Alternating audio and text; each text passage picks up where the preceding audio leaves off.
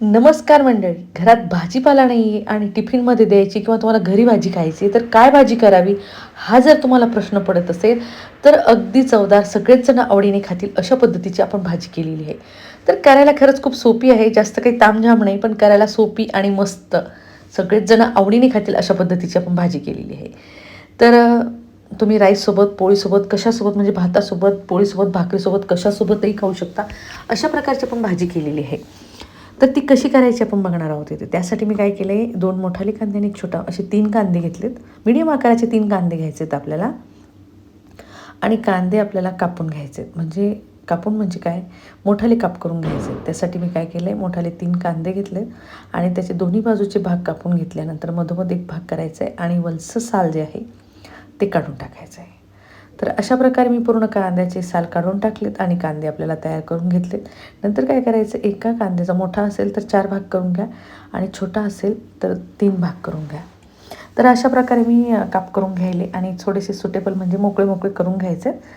तर इथे कांदे पूर्ण आपण कापून घेतलेत आणि मोकळे मोकळे करून पण घेतलेले आहेत. तर हे झाले कांद्याची. मग तुम्हाला जर समजलंच असेल आपण कशाची भाजी करणार आहोत, तर कांद्याची भाजी करणार. कारण काहीच नाही आहे, कांदे आपल्याकडे असतात, कांदे आणि लसूण. तर त्याची भाजी मी करते इथे. तर हे झाले कांदे रेडी करून. तर आपल्याला पुढची तयारी करायची आहे. तुम्ही म्हणाल भाजीपाला काहीच नाही तर टोमॅटो कुठून आला? एक टोमॅटो होता. नसेल तुमच्याकडे टोमॅटो तर एक हिरवी मिरची घाला, त्याऐवजी लसूण पाकळ्या घाला, थोडंसं खोबरं घाला आणि मस्त मसाला काढून घ्या. तर आता मी इथे काय केलं आहे, एक टोमॅटो घेतला आहे, लसूण घेतला आहे 5 ते 6 पाकळ्या आणि 4-5 काजू घेतले. याची आपल्याला चांगली थोडीशी अद्रक घालून पेस्ट करून घ्यायची, पाणी घालून पेस्ट करून घेतली मी. नंतर घ्यायचं आपल्याला मोहरीचं तेल. तुम्ही म्हणाल मोहरीचं तेलच लागेल का? असं काही नाही, असेल तर टाका, छान फ्लेवर येतो भाजीला. आणि जी आपण पेस्ट तयार करून घेतली ती पण बघितलेली आहे. कढईमध्ये आपलं तेल तापतंय तोपर्यंत काय करायचं, तेल तापलं की आपली पेस्ट तयार झालेली आहे आणि नंतर घालायची त्यामध्ये मोहरी. मोहरी आपण घातली की त्यात मोहरी तडतडली की लगेचच घालायची आपण जी पेस्ट करून घेतली ती. तुमच्याकडे टोमॅटो नसेल तर थोडंसं खोबरं घ्या, काजू घ्या, लसूण घ्या, अद्रक घ्या, एक हिरवी मिरची घ्या, याची पेस्ट काढून घ्या, छान लागेल. तर हे चांगलं आपल्याला फ्राय होऊ द्यायचं आहे. फ्राय झाल्यानंतर म्हणजे जोपर्यंत त्याचा तेल सुटेपर्यंत मसाला फ्राय होत नाही तोपर्यंत आपण या मसाल्याला फ्राय करून घेणार आहोत. तर भांड्यामध्ये थोडासा मसाला राहिला होता, पेस्ट राहिली होती, तर थोडं पाणी टाकून आपण त्यामध्ये टाकून घेतलं आहे आणि जोपर्यंत फ्राय होत नाही म्हणजे तेल सुटत नाही तोपर्यंत आपण याला चांगलं फ्राय करून घेणार आहोत. तर तुम्ही इथे बघू शकता तेल आपलं चांगलं वरती आलं आहे, चटचटतं आहे तेल आणि तेलाचा रंग आणि आपल्या पेस्टचा जो रंग आपण पेस्ट तयार करून घेतली त्याचा रंग तुम्ही बघू शकता मस्त झालेला आहे. जोपर्यंत हे फ्राय होणार नाही तोपर्यंत त्या भाजीला टेस्ट येणार नाही आहे. तर आता तेल सुटेपर्यंत फ्राय झाल्यानंतर अर्धा चमचा त्यामध्ये हळद घालायची आहे. हळद झाली की लगेच आपल्याला त्यामध्ये घालायचं आहे लाल मिर्च पावडर. तर मी इथे 2 चमचे लाल मिर्च पावडर घालून घेते. थोडीशी स्पायसी हवी भाजी, छान लागेल ही, कारण कांद्याची असल्यामुळे. आणि घरगुती काळा मसाला, याची लिंक मी तुम्हाला डिस्क्रिप्शन बॉक्समध्ये दिलेली आहे. तुम्ही या उन्हाळ्यात नक्कीच तो मसाला ट्राय करून बघा, म्हणजे तुम्हाला कळेल भाजीची चव अगदी अप्रतिम येते त्याने. एकच थोडासा चमचा, जरी जास्त मसाला वापरायची गरज पडत नाही, थोडासा टाकला की पूर्ण भाजीला फ्लेवर खूप छान येतो त्याने. तर मसाले आणि ग्रेव्ही चांगली तेल सुटेपर्यंत आपली फ्राय झालेली आहे. त्यानंतर घालायचं आहे आपल्याला दही. तर 1 चमचाच मी दही घातलं, जास्त आंबट नाही तरी 1च चमचा घालायचा आहे, कारण भाजीची क्वांटिटीनुसार आपण इथे दही घालणार आहोत. दही घातल्यानंतर मसाला चांगला फ्राय करून घ्यायचा आहे. तुम्ही इथे बघू शकता मसाल्याचा रंग आणि टेक्स्चर जे पेस्टचं तयार झालं, म्हणजे आपलं ग्रेव्ही तयार झाली ना, ती खरंच खूप सुंदर झाली, म्हणजे छान झालेली आहे. नंतर घालायचं यामध्ये कांदे.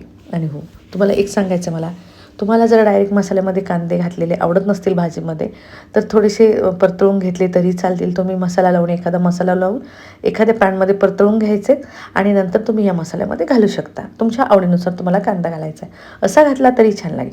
चांगलं 3 ते 4 मिनटं मी या मसाल्यामध्ये कांद्याला फ्राय करून घेणार आहे, कारण आपण डायरेक्ट कांदा वापरलेला आहे. जोपर्यंत चांगला कांदा फ्राय होत नाही तोपर्यंत मी त्याला फ्राय करून घेते, म्हणजे त्याला चवसुद्धा मसाल्याची छान येईल आणि मऊ पण होऊन जाईल तो भाजल्यासारखा. तर इथे आपला कांदा 3 ते 4 मिनटं भाजून घेतो आहे आपण. त्यामध्ये घालायचं आहे आपल्याला मीठ. मीठ घातलं की परत आपल्याला एकसारखं त्याला हलवत राहायचं आहे, गॅस मिडियम करायचा आहे आणि कांदा चांगला भाजून घ्यायचा आहे. तुम्ही म्हणाल मसाला करपणार नाही का? नाही, कारण कांद्यामुळे जो ओलावा येतो म्हणजे पाणी सुटतं आहे, त्यामुळे मसाला जळत नाही आहे. तर आपल्याला कांदा चांगला 4 ते 5 मिनटं फ्राय करून घ्यायचा आहे. नंतर 1 वाटी पाणी मी गरम करून घेतलं आहे आणि थोडं थोडं करून घालायचं आहे, कारण या भाजीचं टेक्स्चर जास्त पातळही चांगलं लागत नाही आणि जास्त घट्टही चांगलं लागत नाही. तर चांगलं 1.5 वाटी पाणी घालून घेतलं मी त्यामध्ये आणि मिक्स करून घेतल्यानंतर मंद आचेवर शिजू द्यायचं आहे आणि शिजल्यानंतर परत एकदा चेक करून बघायचं आहे. कांदा जोपर्यंत नरम होत नाही चांगला तोपर्यंत त्याला शिजू द्यायचं आहे. त्यालासुद्धा चांगले 3 ते 4 मिनटं किंवा 4 ते 5 मिनटं लागतील.